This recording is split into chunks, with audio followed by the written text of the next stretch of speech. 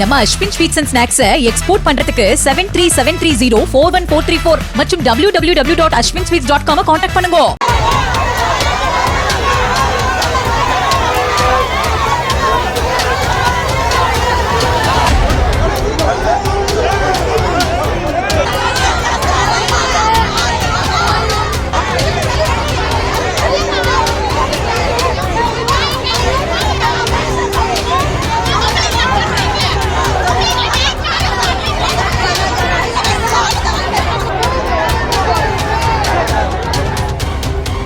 சென்னை மாநகராட்சி ரிப்பன் மாளிகை அருகே பல்வேறு கோரிக்கைகளை வலியுறுத்தி கடந்த 13 நாட்களாக போராட்டத்தில் ஈடுபட்டு வந்த தூய்மை பணியாளர்களை போலீசார் குண்டுக்கட்டாக கைது செய்தனர்.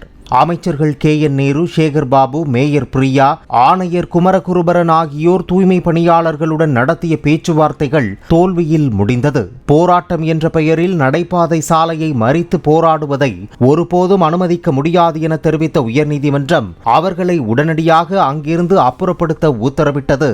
போலீசார் அறிவுறுத்தியும் தொழிலாளர்கள் கலைந்து செல்லாததால் நள்ளிரவில் தூய்மை பணியாளர்கள் குண்டுக்கட்டாக கைது செய்யப்பட்டனர்.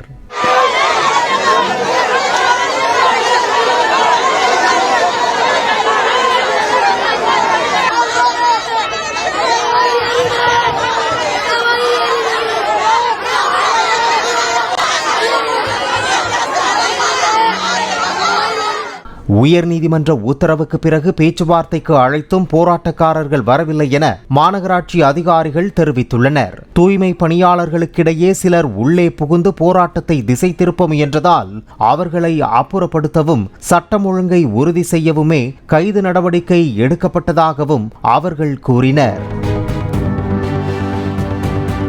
நம்ம Ashwin sweets and snacks export பண்றதுக்கு 7373041434 மற்றும் www.ashwinsweets.com கான்டாக்ட் பண்ணுங்க.